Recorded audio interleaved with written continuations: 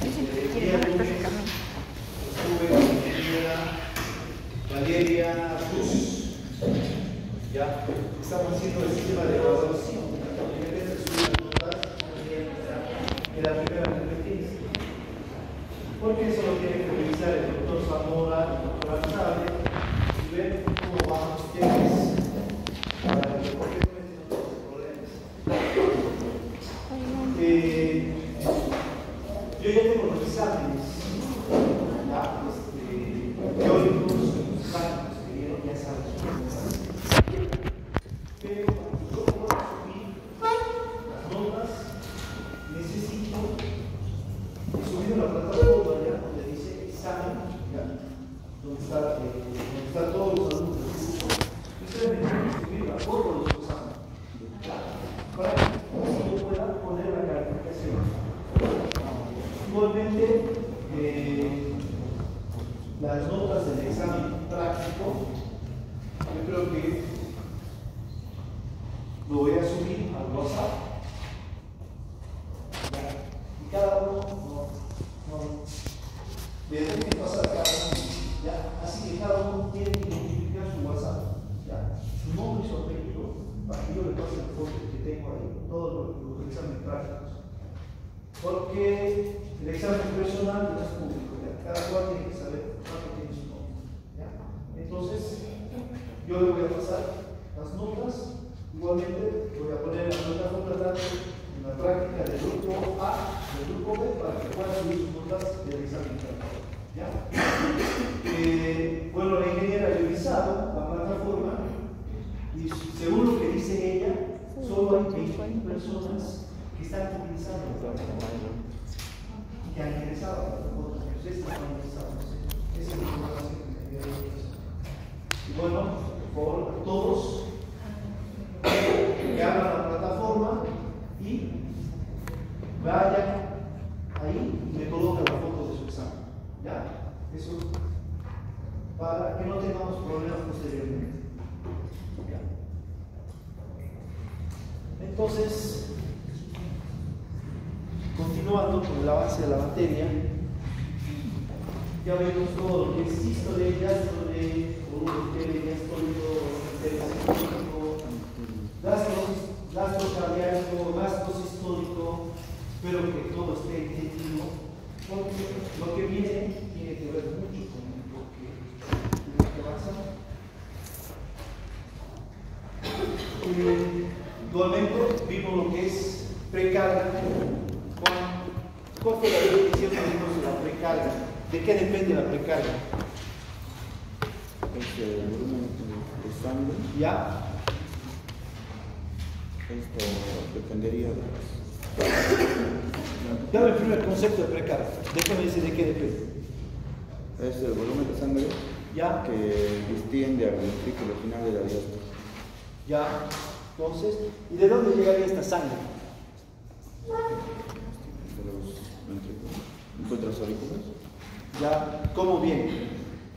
Por la sangre ingresa de las aurículas, ya sea por la rápida o la lenta. Claro. Depende del llenado ventricular rápido o lento de la contracción auricular, la cual te va llenado del ventrículo, el cual va a ser el volumen telediastólico. ¿No ves? Pero ¿desde dónde viene esta sangre? Desde los vasos. ¿Ya a dónde llega? A la aurícula derecha. Luego pasa Al tronco derecho. y de ahí Pasa al tronco pulmonar. a la arteria pulmonar, Tronco pulmonar. a la circulación pulmonar y de ahí llega a las venas pulmonares A la a la aurícula izquierda. Todo eso determina, todo ese retorno venoso determina la precarga. ¿Ya? Ahora, la poscarga celeste. Celeste, ¿no? Blanca, perdón, blanca. ¿De qué depende la poscarga? De la resistencia que se le mete por izquierda. ¿A qué? Para llegar a las paredes, para llevar la sangre circular por todo el cuerpo. ¿Ya? Entonces, la resistencia que tiene que vencer el ventrículo izquierdo para que pueda llevar la sangre a las diferentes partes del organismo.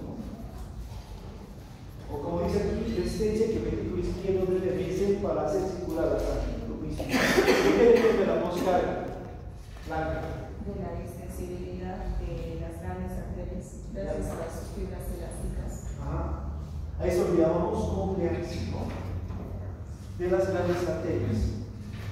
¿Ya? No es la distensibilidad.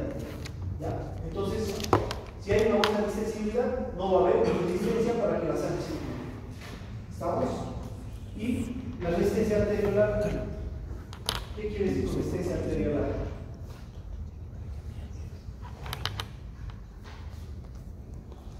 ¿A qué nos referimos con resistencia arteriolar, Adrián? No, la elasticidad es la confianza de las grandes arterias. El ventrículo izquierdo expulsa la sangre y hay la elasticidad de las grandes arterias. Ahora, la resistencia arteriolar, ¿qué significa? No circula sangre. ¿Cómo? No circula sangre. ¿Por qué no va a circular sangre? ¿Qué es la resistencia? ¿A qué se refiere con resistencia arteriolar?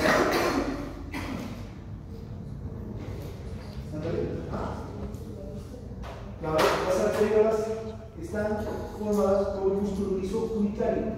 Y si estas están contraídas, va a haber una mayor resistencia a la salida de la sangre. ¿Ya? Entonces, hay mayor trabajo del ventrículo izquierdo. ¿Ya? Entonces, el corazón, el ventrículo izquierdo, tiene que vencer esta resistencia. ¿Ya?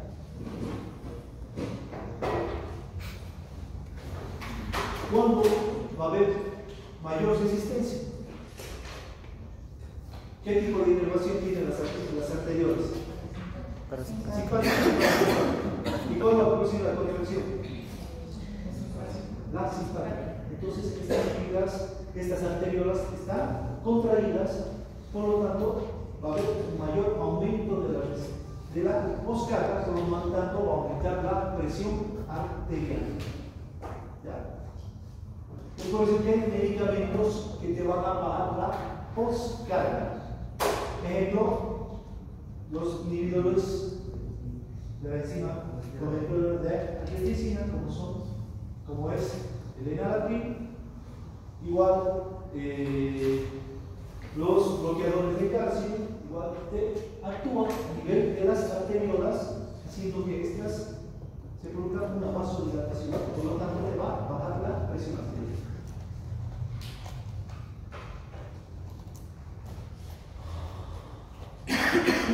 Entonces, como dijimos, el calcio, el cual es extracelular, si está disminuido el calcio, te va a producir una relajación de las fibras musculares cardíacas. Si está elevado, te va a producir una contracción espásmica, ¿ya? Pero la cual no va a llegar a decalización. Luego dijimos que el potasio, la hiperpotasemia o la hipercalemia, te produce relajación. Ahora, ¿por qué te producía relajación? No, Camila, ¿por qué te producía relajación la hiperpotasemia o la hipermuscular cardíaca? ¿Qué dijimos? ¿Qué pasa? ¿No te acuerdas? Valentina. Que en sí la relajación llegaba incluso a menos 100 y por eso costaba llegar al potencial lumbar y por eso costaba llegar. ¿Cuánto es el potencial de reposo? Menos 90. Menos 90. Entre menos 85 y menos 90. Entonces, el potasio te baja más el potencial de reposo, a menos 100. Entonces, al fibra muscular cardíaca le cuesta llegar a su potencial muscular. ¿Cuánto es el potencial muscular, Emanuel? ¿Cuánto? 65. Menos 65. Entonces, no puede llegar a su potencial de entrar, por lo tanto, no se va a producir la contracción si la fibra muscular está relajada. En cambio, la hipopotasemia te predispone a producir arritmias cardíacas. Rocío, ¿por qué era que predisponía a producir arritmias cardíacas? ¿Qué pasaba? ¿Se acuerdan? Se pierden por deshidratación, diarreas, vómitos y potasio. Por lo tanto, cuando hay una hipopotasemia o hipercalemia severa, entonces la repolarización depende del potasio. ¿Ya? Entonces, el potasio va a estar bajo, no se va a producir la repolarización, que es la relajación. Por lo tanto, la fibra muscular va a tender a tener mayor despolarización y contracciones descontroladas, por lo tanto va a llevar a arritmias cardíacas. Pero igualmente, la hiperpotasemia y hipercalemia, si usted lee en el libro, igual puede predisponer en algún momento a arritmias cardíacas. ¿Ya?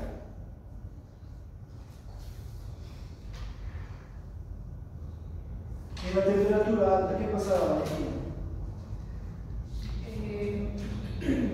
Se daba una taquicardia por el flujo mayor, con mayor probabilidad que tenía. ¿Por qué se produce la taquicardia? ¿Qué hace la temperatura alta? Aumenta la frecuencia cardíaca. ¿Perdón? Aumenta la frecuencia cardíaca. Ya aumenta la frecuencia cardíaca. ¿Cuándo es taquicardia? ¿Por arriba de cuánto? 100. ¿Y por qué se debía a esto? Porque Permeabilidad del calcio. existe mayor permeabilidad al calcio y al sodio. Por lo tanto, va a tender a ser una frecuencia cardíaca alta. En cambio, lo contrario, la hipotermia, tiende a la bradicardia. Cuando llega una temperatura de 21 grados, se produce asistolia. ¿Qué quiere decir asistolia? El corazón para, se produce un paro cardíaco.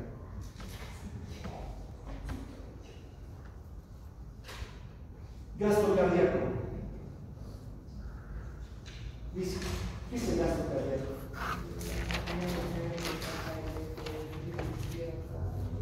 En un minuto. ¿Cuál es la fórmula con la cual vos puedes sacar el gasto cardíaco?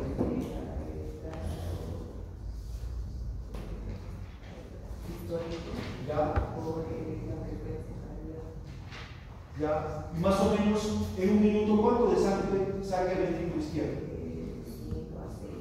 5 a 6 litros. Entonces, este gasto cardíaco que también se llama volumen un minuto, la cantidad de sangre que saca el corazón en un minuto está entre 5 a 6 litros.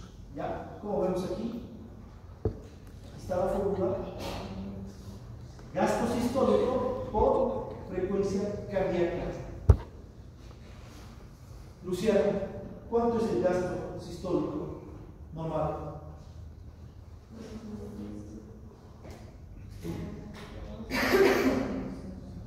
¿Vos me sacaste en niveles? 72 ml. Pero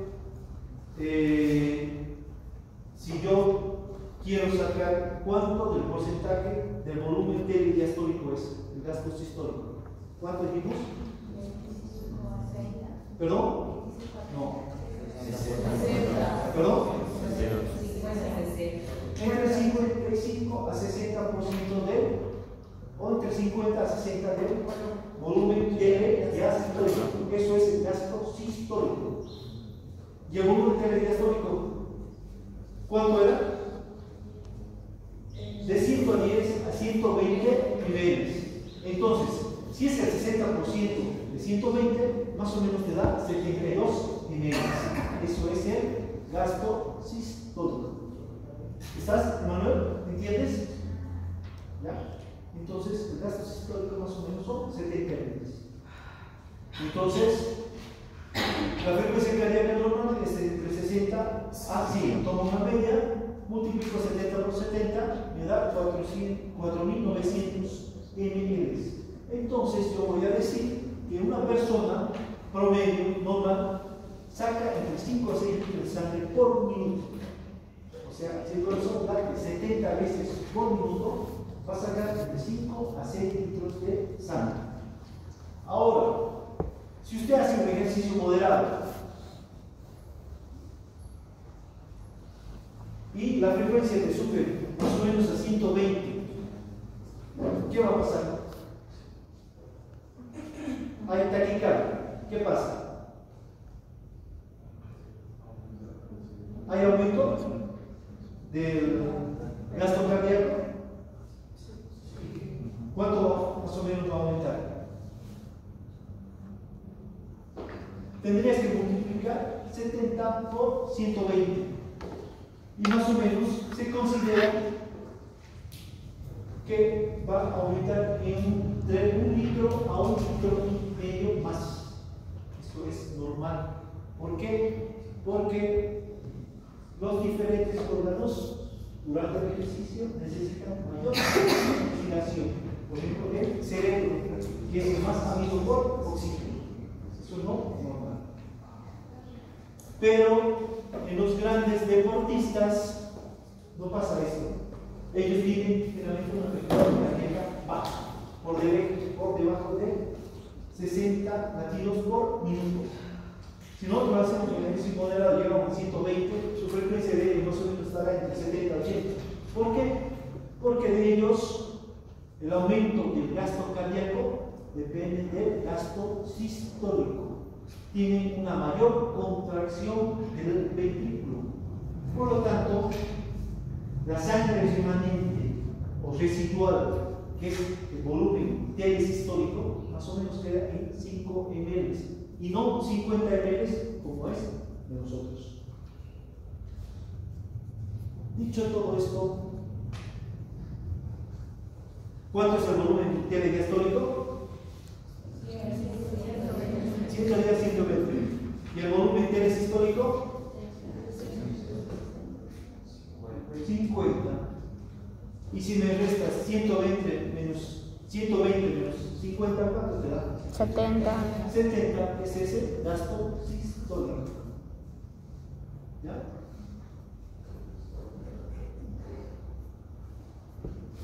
Sé que es un poquito complejo esto de entender a veces, pero si ustedes se van ordenando, van a entender. Sí, pero ¿qué sacábamos aquí? Sacabas el volumen telediastólico, que era 110, 120, y ahí sacabas entre 50 al 60%, te da lo mismo. Pero igualmente vos no puedes restar. ¿Pero qué sacabas aquí? Vos puedes restar el volumen telediastólico con el volumen telesistólico y te va a dar el gasto sistólico. ¿Ya? Igualmente, existen factores los cuales aumentan el volumen telediastólico, como es que depende del retorno venoso, o sea, de la sangre que llega de las cava inferior y superior, que aumentaba las soluciones cristaloides. Camila López, ¿qué soluciones cristaloides hay? ¿Qué son? Sales de hidratación, pero la sal de hidratación es vía oral. Soluciones fisiológicas, ¿qué más?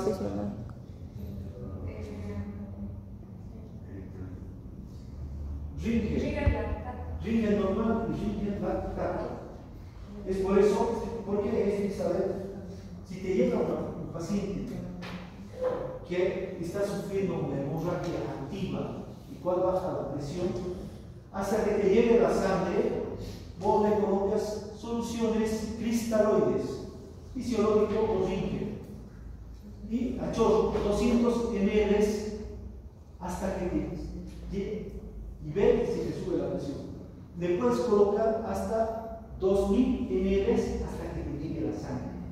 ¿Esto qué va a hacer? Que aumente el retorno venoso, por lo tanto va a aumentar el volumen telediastólico y te va a aumentar el gasto cardíaco. El límite de colocar soluciones cristaloides, lo que se conoce hasta ahora, son 2000 ml.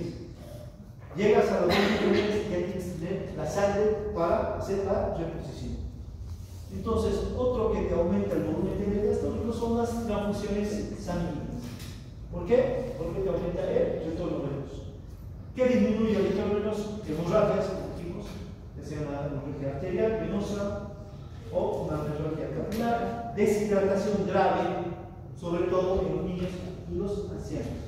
Si ven un niño deshidratado, un anciano deshidratado, es una emergencia porque puede fallecer por deshidratación grave. Compresión de las venas, tumores, como dijimos, tumores, sobre todo abdominales, puede ser un cáncer de útero, van a comprimir las grandes venas, por lo tanto disminuye el retorno venoso. Lo mismo un embarazo, en el último trimestre del embarazo hace compresión y disminuye el retorno venoso, por lo tanto disminuye el volumen telediastólico y va a disminuir el gasto cardíaco. Dígame. ¿Cómo se fija la deshidratada? Hay signos de deshidratación. Por ejemplo, que los niños lloran y no hay lágrimas. Agarras el abdomen y lo estiras y se forma un pliegue. ¿Ya? Eso quiere decir que está deshidratado. ¿Qué más? Ese signo del pliegue está, se dice, adinámico. O sea, está postrado, se mueve muy poco. Entonces, vos te das cuenta, la lengua y las mucosas están secas. Abre la lengua y es una lengua de lodo. Le toma la frecuencia cardíaca y está elevada. Una frecuencia cardíaca de 150 a 140 latidos por minuto. Todos esos son signos de deshidratación que ustedes lo van a ver cuando lleguen para la segunda oportunidad.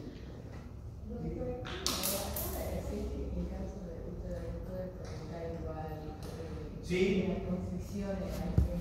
pero eso es porque el tumor, puede ser un tumor gigante del útero que va a comprimir, que hace presión contra los grandes vasos. No es que, digamos, va a quitar los vasos. Ese tumor, o puede ser un cáncer de ovario gigante que agarra, que es una masa que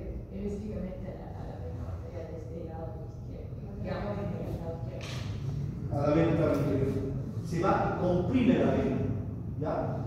Comprime y no deja que la sangre retorne, por ejemplo, de los miembros inferiores hasta el corazón. Por eso te baja el retorno venoso. Cualquier tumor gigante que haya en el abdomen, no solo del útero, puede ser vólvulo. Vólvulo es cuando el intestino grueso crece, ya se hace gigante, sobre todo por el Chagas, se llena de materia fecal y va a comprimir los grandes vasos.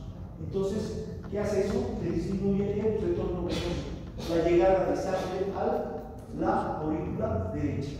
¿Ya? Todo eso afecta al volumen telediastólico, por lo tanto también al volumen telesistólico y afecta al gasto cardíaco. ¿Alguna duda más aquí? Otros factores que vamos a ver, inspiración.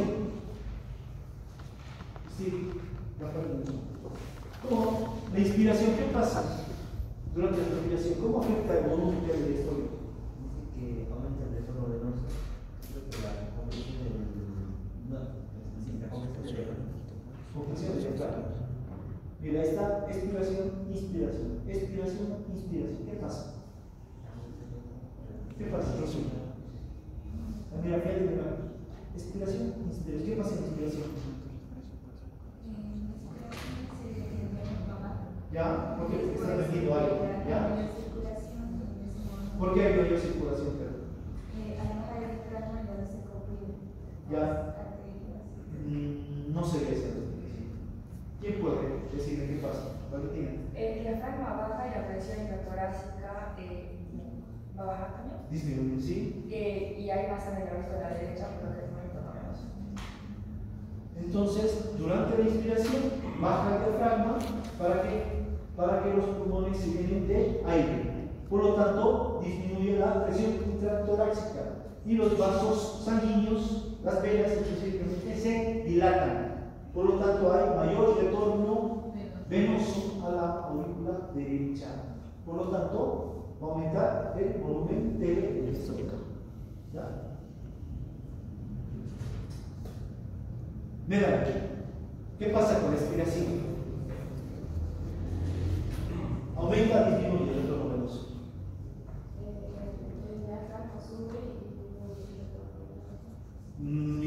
Ya, porque diafragma sube, ¿está bien?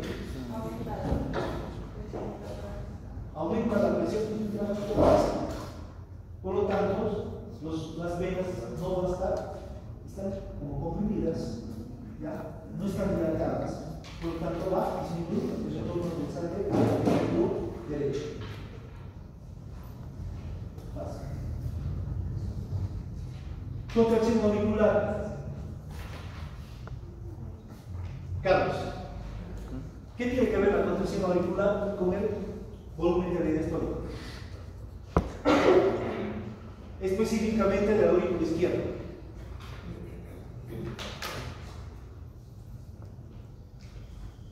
Porque ahí se encuentra el nodo sinusal salivada más impulsada. ¿Perdón? Porque ahí donde se encuentra el nodo sinusal salivada más impulsada. El nodo sinusal se encuentra en la aurícula derecha. En la madrícula. ¿Qué tiene que ver aquí? ¿Usted, Alfredo? Tiene que haber una correcta contracción auricular. Ya tiene que haber una correcta contracción, sobre todo de la aurícula izquierda. ¿Cuánto de sangre aporta la contracción auricular? 25%. Entonces, si está correcta esta contracción auricular, el volumen T diastólico va a ser el adecuado. Entonces va a haber un buen llenado de los ventrículos.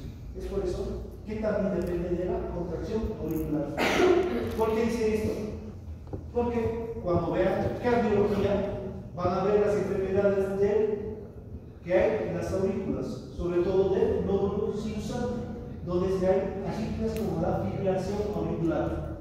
Las aurículas laten a un ritmo y los ventrículos a otro. Por lo tanto, no hay una buena contracción auricular, por lo tanto no se va a llenar adecuadamente el ventrículo izquierdo. El pericardio.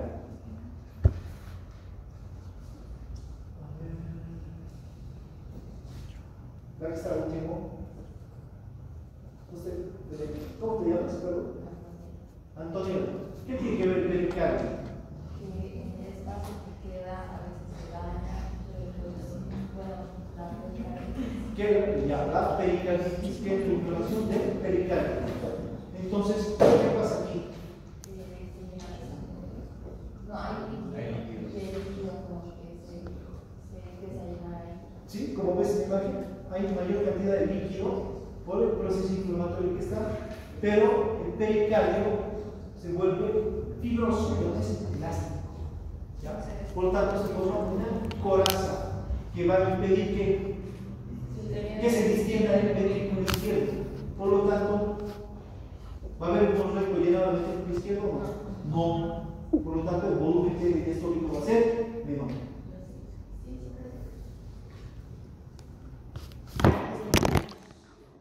Hasta la anterior clase. Así es que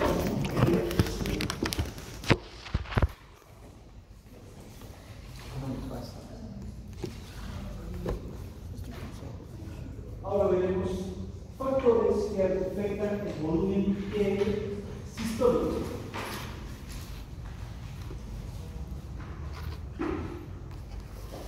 ¿Cuánto es el volumen sistólico?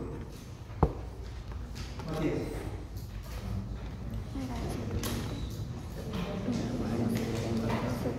¿Perdón? ¿Qué es el volumen sistólico? ¿El volumen sistólico cuánto es? 50. 50 ml. Es la sangre residual que queda después de la diástase. Por eso significa que TD significa final, terminal, final de la sistólica. TD sistólico. Entonces, ¿cuánto es? La sangre residual que queda dentro del ventrículo. ¿Estamos? Entonces, primero tenemos como dice aquí el título, la condición fisiológica del miocardio. ¿Qué nos dice este concepto? Dice que es la sangre que expulsa el ventrículo izquierdo, el cual va a llevar una buena irrigación de oxígeno, nutrientes y vitamina B1 a diferentes partes del organismo. Entonces, a eso se dice condición fisiológica del miocardio. ¿Cuál sería la función del miocardio? Si se afecta esta condición fisiológica, entonces afecta también el volumen telesistólico. Entonces, como sabemos, la hemoglobina transporta el oxígeno. En el plasma van los nutrientes. Igualmente va la vitamina B1, que es la tiamina.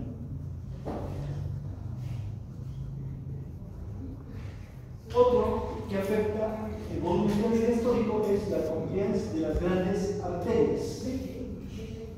Entonces, como saben ustedes, compliance es un término en francés que quiere decir distensibilidad.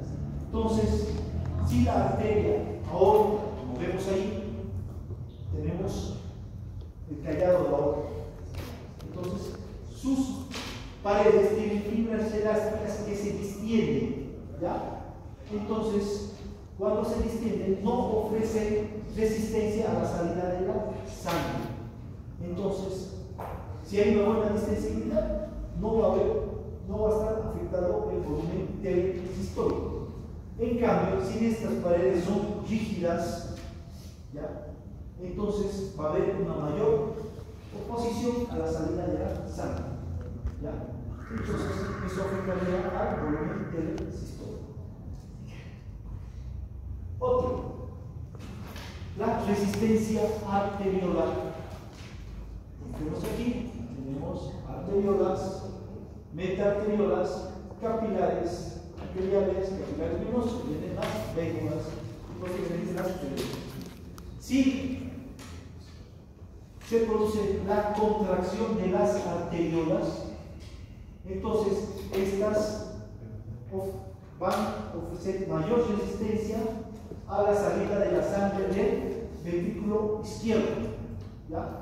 Entonces, si estas están contraídas, van a hacer que suba la presión arterial.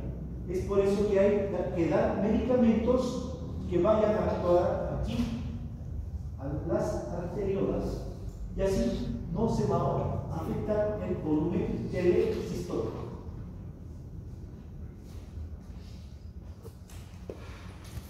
Ahora vamos a ver el control del gasto cardíaco.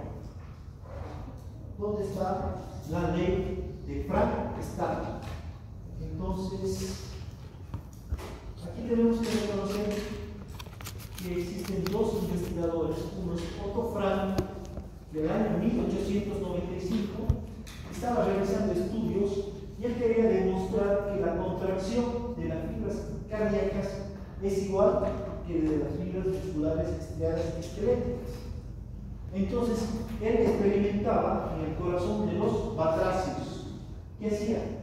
Los colocaba en solución fisiológica y ahí él observaba que primero se produce una relajación. O sea, que primero la línea Z se alejaba y luego se producía el acortamiento, o sea, la contracción. Eso se ha observado bien. Luego, en 1914, Starling y colaboradores, ¿ya?, realizaban experimentos en los corazones de los mamíferos, como ser los gatos. Entonces, ¿qué hacían ellos? Colocaban sangre dentro de los corazones, ¿ya? Y ellos observaban que primeramente se daba la relajación y luego se producía la contracción de las fibras musculares cardíacas. De ahí nace la ley de Frank-Starling, que nos dice que la energía mecánica liberada por la fibra muscular cardíaca al pasar de un estado de reposo, o sea, diástole, al estado de contracción sístole, depende de la longitud de sus fibras.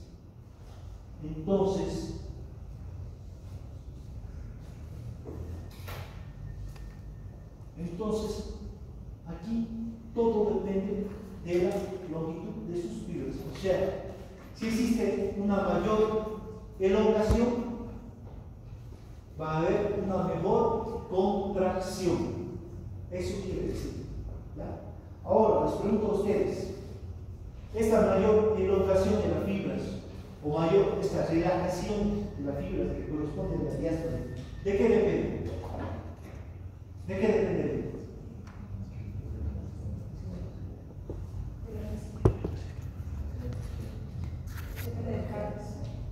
¿No? La entrada. ¿Qué han observado ellos en los experimentos? Primero se daba, la línea se alargaba, luego se. Ajá. Pero ¿qué hacían? Por ejemplo, esta, ¿qué ha hecho? Colocaba una cantidad extraordinaria de sangre. Entonces, claro. ¿Y qué es la diástole? Ya, pero la diástole, ¿qué pasa en la diástole? Ya hemos visto lo que es diástole sístole. ¿Qué pasa en la diástole? Jesús. Contracción que existe. ¿Qué pasa en la diástole? Arturo. Natalie. Se comienzan a llenar los ventrículos de sangre.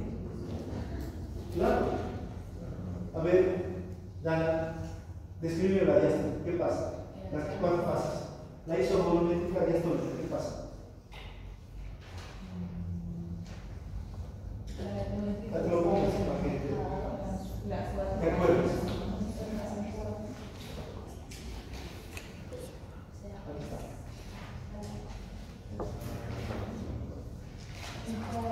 La primera fase está los ventrículos relajados y las cuatro válvulas están cerradas.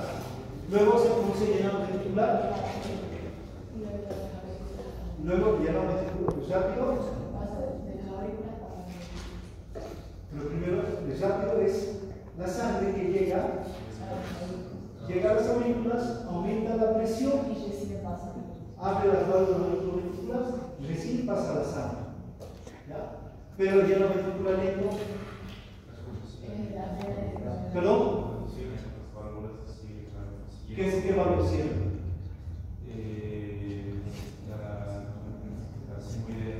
Las sigmoideas ya están sentadas. La sangre pasa directamente de las venas a los ventrículos. Ya no tiene que abrir la válvula ventricular. Y luego se da la sístole auricular. Entonces, a lo que vamos.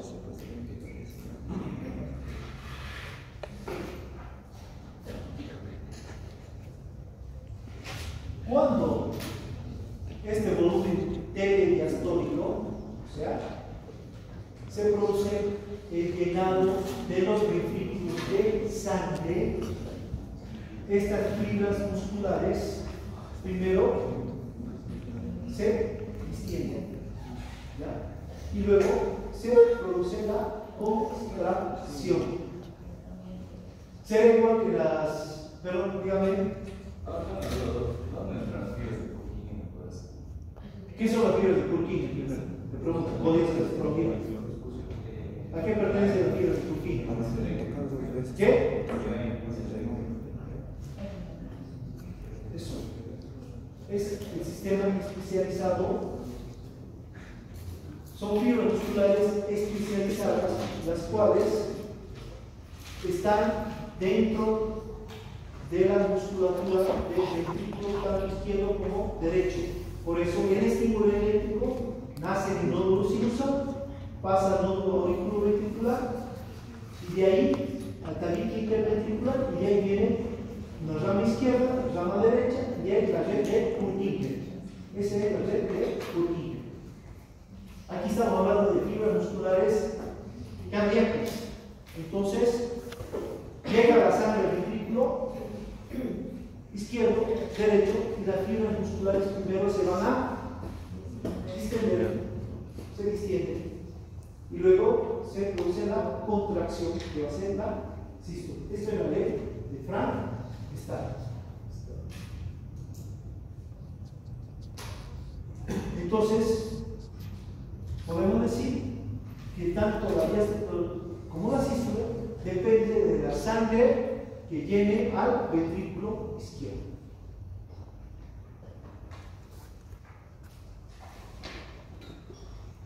¿Está bien, Albert? ¿Se entiende? Más o menos. Por eso, yo creo que entiendan bien ustedes lo que es diástole, sístole, los diferentes volúmenes. Si ustedes van a leer su libro de Guyton, te explica tanto la sístole y la diástole, pero más se va con presiones. ¿Ya? Es un poquito más. ¿Ley de qué? ¿Planes? ¿Dónde está eso?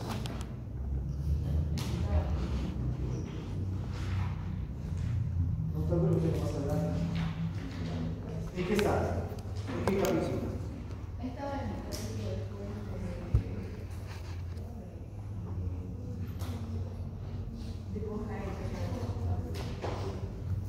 A ver, ¿qué dice la ley de planes?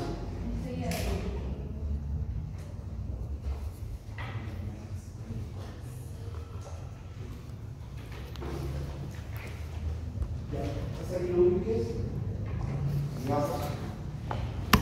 igual, en el control del gasto cardíaco, no hay una persona.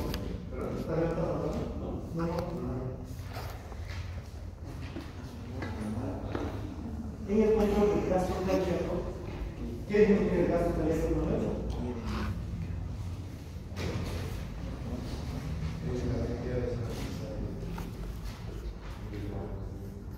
Ya, ¿y qué dice?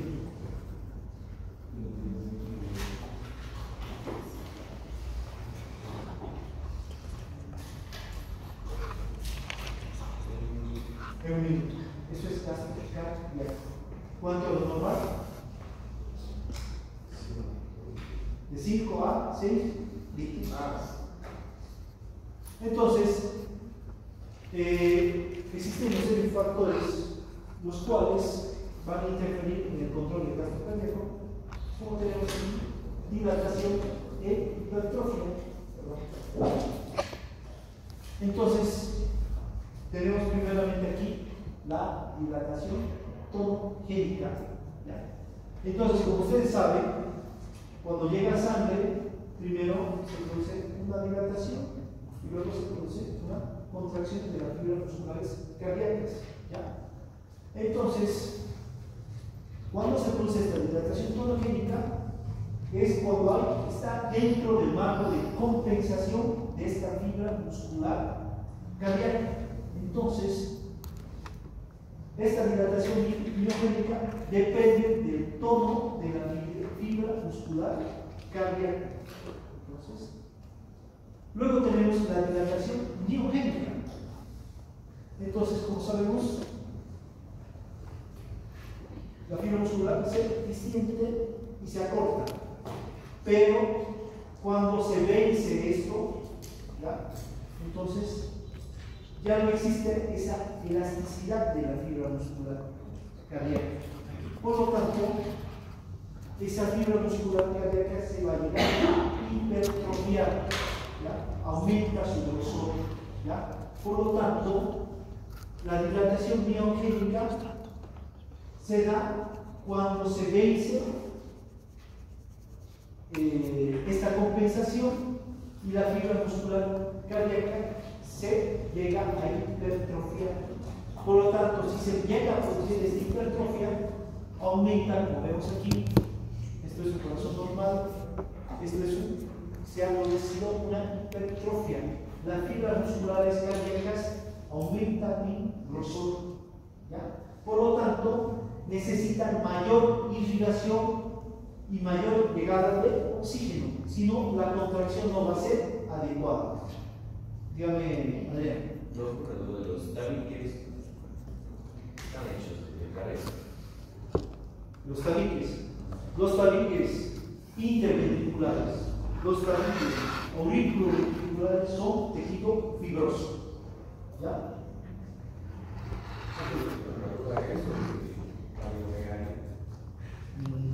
Esto es hipertrofia. Hipertrofia, luego de la hipertrofia ya de hipertrofia, la contracción, digamos, el corazón trata de compensar, y si hipertrofia para la es como vos haces ejercicio, tus músculos se hipertrofian, ¿no? O la mayor intensidad, porque levantas más peso. Eso es hipertrofia, lo mismo en el músculo cardíaco, ¿ya? Porque, por ejemplo, ha aumentado la resistencia arteriolar,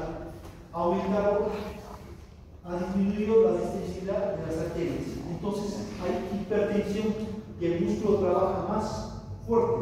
Entonces, primero tiene una dilatación tonogénica, se distiende y se contrae gracias a su tono muscular. Se vence esto, se produce la dilatación miogénica, o sea, se ha vencido esta dilatación miogénica y las fibras ya no pierden esa elasticidad y se produce la hipertrofia, ¿ya? Entonces, la hipertrofia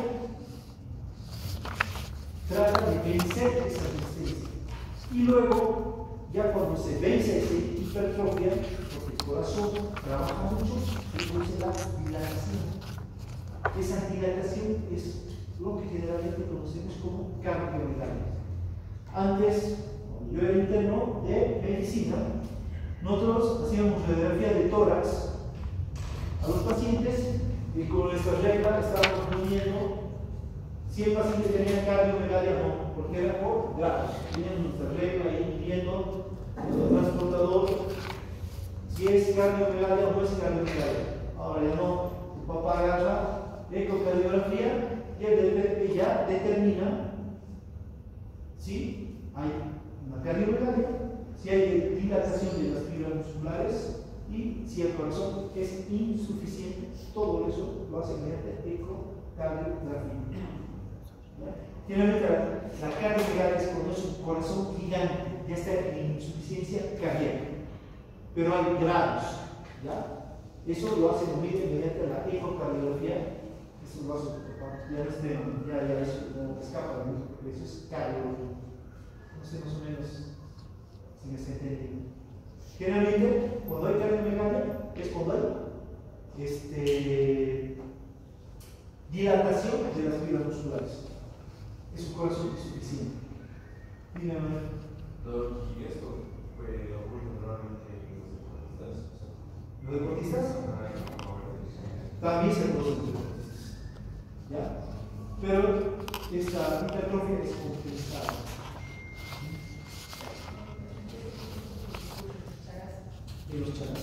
De los chagásicos es una enfermedad del sistema de conducción, ¿ya?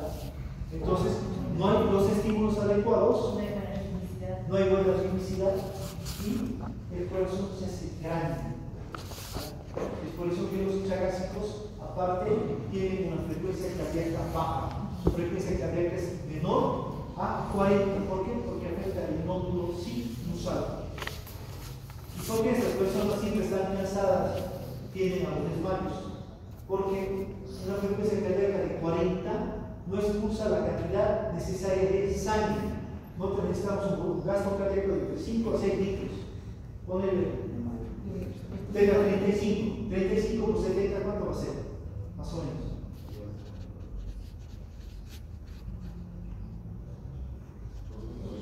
$2.400 es lo que expulsa de sangre en un minuto. Es insuficiente. ¿Y cuál es el tejido más ávido por oxígeno? Piel. ¿Cuál es el tejido más ávido por oxígeno? El tejido que necesita más oxígeno. Por eso la persona se desmaya. El cerebro necesita oxígeno. Es por eso que estas personas se desmayan. Justamente la ley de Planck trata de eso. A ver. Dice, es la tensión en la pared del ventrículo que está relacionada con la presión izquierda y vertical, es decir, la obtención de oxígeno. Con el radio. Mira, no tenía esto. Van apareciendo nuevas cosas. ¿Ya? Pero esto es lo que ustedes tienen que conocer. No me olvidaba lo que decía. Si hay una mayor resistencia arteriolar, va a existir un menor volumen telesistólico. ¿Por qué? ¿Qué tiene que ver la resistencia en la arteriola? qué va a haber un volumen de interés histórico? Natalia.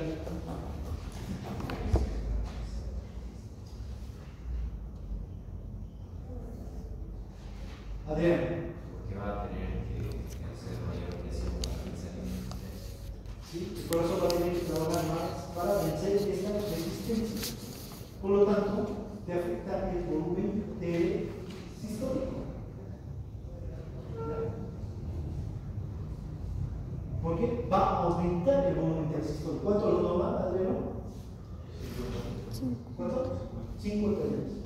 Pero a ver mayor resistencia es como chocar con la pared, las paredes de la arteria líquida. Entonces va a retroceder más sangre al ventrículo izquierdo. En vez de ser 50, puede ser 70, 80. Por lo tanto, cuando se produce el llenado de los ventrículos, igual va a haber mayor presión a nivel del ventrículo izquierdo. ¿Hay alguna pregunta aquí?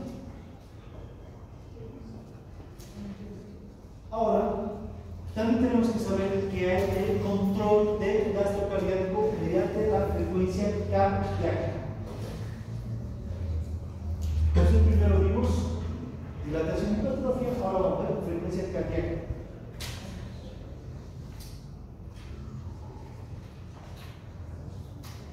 Usted, Luis, ¿no?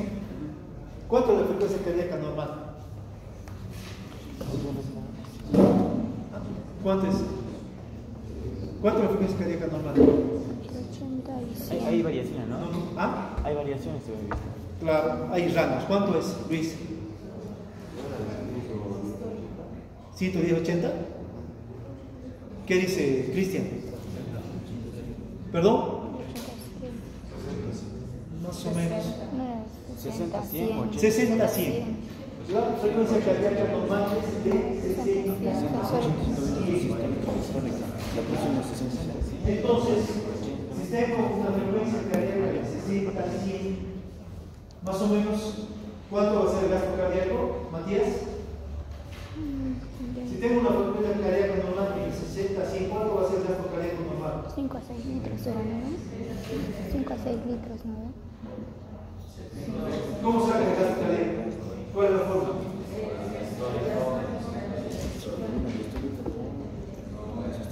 No. Ya hemos visto eso al principio. ¿Cuál es la fórmula para sacar el gasto cardíaco? Volumen telesistólico por volumen telediastólico. Es de 5 centímetros. ¿Cuál es la fórmula? Gasto sistólico por frecuencia cardíaca. Esto me saca el gasto cardíaco. Entonces, si yo tengo una frecuencia cardíaca normal, el gasto cardíaco va a ser entre 5 a 6 litros. Ahora, si se produce taquicardia, ¿cuándo se considera taquicardia? Cuando está más de 100 minutos. Entonces, si yo tengo una taquicardia de 120 latidos por minuto, entonces el ventrículo se va a contraer más veces, va a botar más sangre. ¿Ya? Entonces, este va a aumentar más o menos entre 1 litro o 1 litro y medio más el gasto cardíaco. Si es de 5 a 7, va a ser entre 7 a 7 y medio. Ya ven. Lo que aumenta la frecuencia cardíaca aumenta la temperatura. Puede aumentar, pero la temperatura te aumenta la frecuencia cardíaca. Puede bajar. ¿Pero? Puede bajar. La temperatura, cuando baja la temperatura, se produce disminución de la frecuencia cardíaca hasta producirte un paro cardíaco. Entonces, como digo, si la frecuencia cardíaca está en taquicardia de 120, te va a aumentar la cantidad de sangre entre 1 litro y medio, o sea, entre 7 a 7 litros y medio. Pero ahora, si tengo una taquicardia de 160 latidos por minuto, ¿qué va a pasar? El corazón se va a contraer tan rápido los ventrículos que no va a tener un llenado ventricular adecuado. O sea, no le da tiempo a la diástole para que sangre. Entonces va a tener un volumen diastólico menor. Por lo tanto, va a disminuir la cantidad de sangre que tiene que salir del ventrículo izquierdo. Y es por eso que usted, cuando hace un ejercicio extenuante, su frecuencia cardíaca que llega a 160, puede sufrir desmayos. ¿Por qué? Porque no expulsa la cantidad necesaria de sangre. ¿Se desmayó bien por lo menos? Pero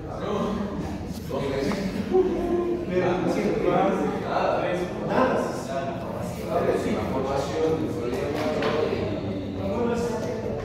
Ha sido por un antibiótico, se quedó toda acitromicina. Ahora sí, yo no creo que sea nada que haya. Yo igual cuando jugaba fútbol me iba a hacer revisar también por el papá que me dolía el pecho. Y sí, tenía que hacer una prueba de esfuerzo, una prueba de esfuerzo, tampoco tenía nada. Mucho fuma. Pero al final no tenía nada, eso me daba la y nada. Hay que descartar. Hacer desde el hueso, tengo cardiografías. Después hay que ver también que la glicemia esté bien. Puede ser que tenga bajada en la sopa y eso también produce proteínas.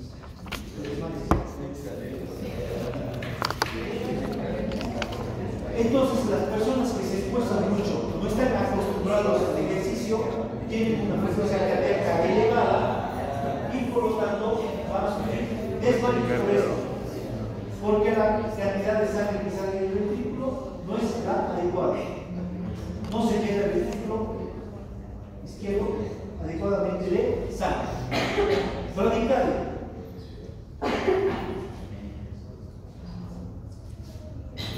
Alfredo, ¿qué pasa en la bradicardia? ¿Cuánto es bradicardia? Cuando es menor a 60. ¿De cuánto? En las personas normales que no son deportistas, una frecuencia cardíaca menor a 60. Por ejemplo, aquí tenemos una frecuencia cardíaca de 34. ¿Qué pasa? ¿Qué pasaría? ¿Por qué la persona siempre va a estar cansada o va a tender a desmayarse? ¿Por qué? ¿Cómo afecta el gasto cardíaco? La frecuencia cardíaca baja.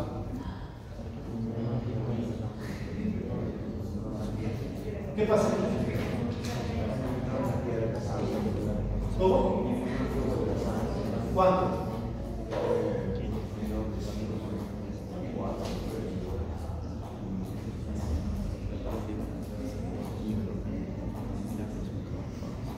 ¿Qué pasa si tienes una frecuencia cardíaca de 34?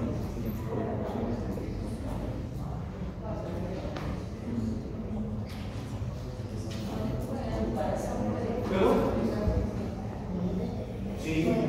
Generalmente esta frecuencia cardíaca de 34 son personas que tienen Chagas. No llega a la suficiente cantidad de sangre al cerebro. ¿Por qué? El corazón late 34 veces.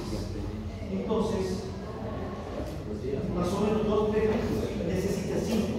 Entonces va a llegar a menor cantidad de oxígeno al cerebro. Es por eso que la persona puede desmayarse.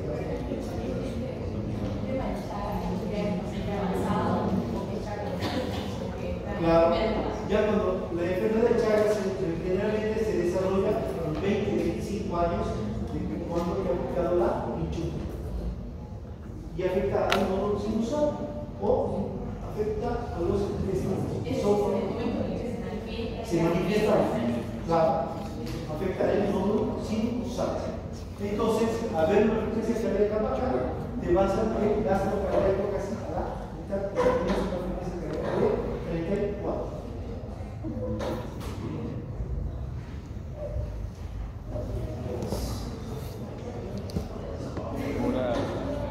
Ya ven. Sí. Esto no es la última parte, ¿no? La frecuencia cardíaca está influenciada por otras cosas. Tiene influencia nerviosa, acción de las hormonas y acción de las drogas. Por ejemplo, el sistema simpático. Emanuel, ¿cómo se forma el sistema simpático? Anatomía. Las fibras nerviosas, ¿cómo está el sistema simpático? Eso lo veo el año pasado. Ya, ¿cómo se divide parasimpático y simpático? Simpático, ¿cómo va?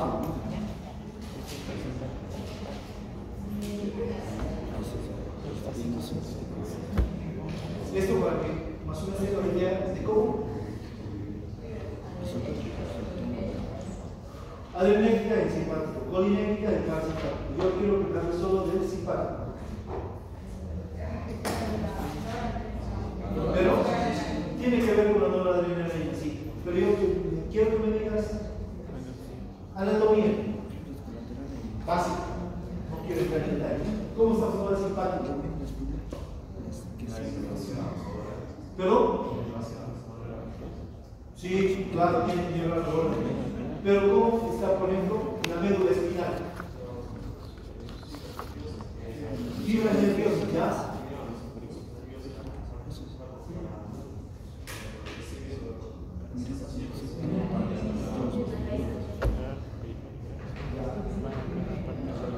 ¿Quién recuerda? ¿Cuándo? ¿Han visto eso en la anatomía? No, en primer lugar. Nosotros no. ¿Sí? ¿No? El grupo ¿Dice la anatomía?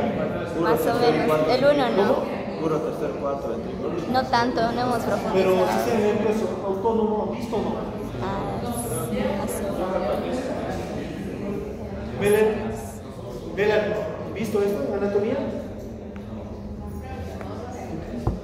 No. O sea, hemos llevado por una profundidad. ¿Ah? Entonces, como ven aquí, tenemos al simpático que está formado por una cadena de ganglios nerviosos simpáticos pre-postganglionares que van desde la parte cervical hasta la lumbar. ¿Ya? Todo eso es inervación simpática. Por ejemplo, aquí vemos la inervación simpática al corazón. Por ejemplo, y aquí de C7 y D1 nace el ganglio estrellado. ¿Ya? Estas dos ganglios están para formar el ganglio estrellado. ¿Ya? El cual da fibras postsinápticas al corazón. Igualmente existe, por ejemplo, aquí las fibras postsinápticas son las que están de rojo y las fibras presinápticas las que están de verde. Estas van al asta intermedio lateral y esta asta se conecta con el tálamo y con la corteza, o primero con el hipotálamo y la corteza cerebral. Luego de ahí baja y da los nervios postganglionares, los cuales van y se conectan al nódulo sinusal. ¿Ya? Entonces, esto es lo que, por lo tanto, cuando no hay estímulos adrenérgicos, la corteza cerebral está dando una frecuencia entre 60 a 100 latidos por minuto. ¿Por qué? Porque no hay influencia del simpático. Esto es. Entonces, cuando hay ¿cuál es el neurotransmisor del simpático? La noradrenalina. ¿Ya? Entonces esta noradrenalina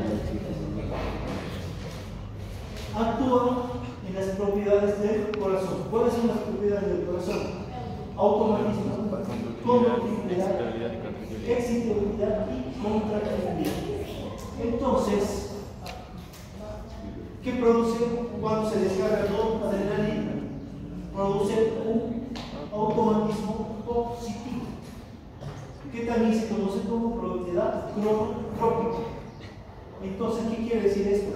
que va a aumentar los estímulos a nivel de nódulo sinusal y por lo tanto va a aumentar la frecuencia cardíaca. ¿Ya? A eso se llama propiedad cronotrópica. Aumenta la conductividad. ¿Qué quiere decir esto? Que los estímulos van a llegar más rápido del nódulo sinusal a los ventrículos. Esto también se conoce como propiedad dromotrópica, que quiere decir hacer correr más rápido. Entonces, los estímulos van a llegar más rápido del nódulo sinusal al ventrículo izquierdo. Igualmente, va a aumentar la excitabilidad. Hace que los estímulos sean más permisibles por el corazón. Eso también se conoce como propiedad vasotrópica, que quiere decir umbral. O sea que aumenta el umbral. O sea que los estímulos llegan más fácilmente a un umbral, por lo tanto hay una mejor excitabilidad del corazón. Y por último tenemos contractibilidad. Cuando actúa la noradrenalina, te aumenta la contractibilidad de la fibra muscular cardíaca. Esto significa inotropismo positivo. O sea, que la fibra muscular cardíaca se contrae con más fuerza. ¿Ya? ¿Por qué tenemos que saber esto? Porque nosotros, como médicos, vamos a utilizar noradrenalina cuando el paciente esté en shock. Entonces, ¿qué te va a producir la noradrenalina? Cronotropismo positivo. ¿Qué quiere decir esto? Dani. ¿Qué quiere decir cronotropismo? ¿Ya? ¿Cómo aumenta el automatismo? ¿Cuál? Si hace la noradrenalina, te produce cronotropismo positivo. ¿Cómo aumenta la educación? ¿Cómo? A nivel de nódulo sinusal. A nivel de nódulo sinusal. Existen mayores estímulos nódulo sinusal, por lo tanto, va a aumentar la frecuencia cardíaca. Dromotropismo positivo. Carlos, ¿qué quiere decir dromotropismo positivo? Que produce la noradrenalina. Mayor conducción de la sangre. ¿Qué? Sería mayor conducción de la sangre. ¿Pero? Mayor conducción de la sangre. Ya, mayor conductibilidad. ¿Cómo? ¿Qué quiere decir esto? El paso más rápido de la sangre. Paso más rápido la sangre, no. Melanie. Aumenta. Ya. Entonces, ¿qué pasa con los estímulos?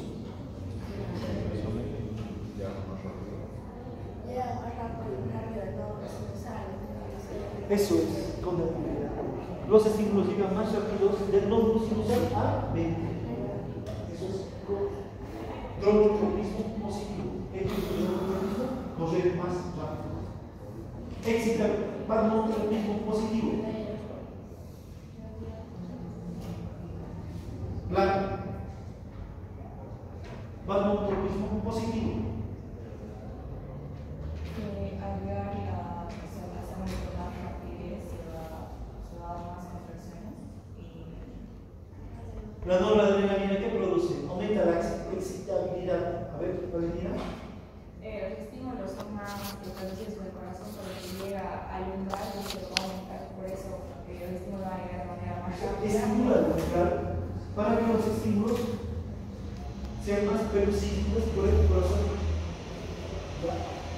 Va a estimular el umbral. Y por último, la contractibilidad. Ya saben que aumenta la fuerza de contracciones del músculo cardíaco. Eso se llama inotropismo positivo. ¿Por qué les digo esto? Para el año, cuando lleven farmacología, directamente van a hablar cronotropismo positivo, dromotropismo positivo. Ya no van a explicar por qué. Ustedes dicen saber ya por qué lo estamos reduciendo a esto. Entonces, tenemos que saber que la noradrenalina, que también se conoce como norepinefrina, o la adrenalina, ¿cuál es el otro nombre de la adrenalina, Camila?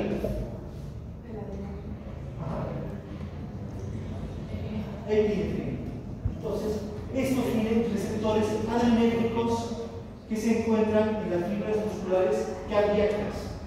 Estos receptores son los receptores alfa y los receptores beta.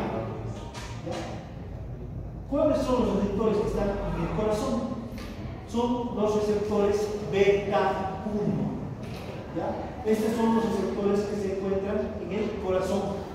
Cuando la noradrenalina estimula los receptores beta 1, te va a producir cronotropismo positivo. Adriano, ¿qué significa cronotropismo positivo? Si actúas sobre los receptores beta 1. Aumenta cómo. El impulso en el lado sensor. Aumenta el automatismo. O sea, aumenta los estímulos del nodo sinusal, por lo tanto va a aumentar la frecuencia cardíaca. Y notropismo positivo,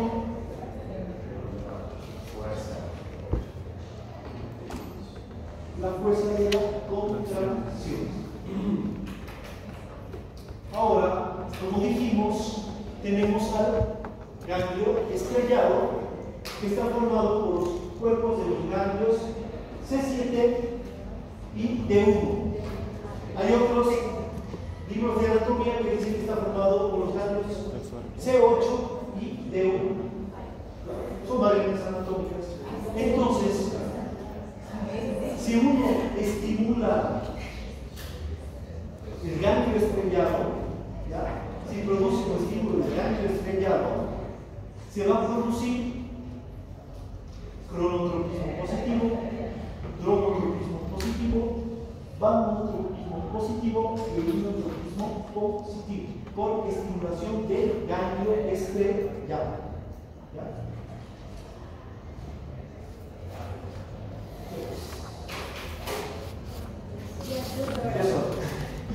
Entonces, el día de hoy continuamos, vayan repasando y vamos a ver lo que corresponde a parasitar.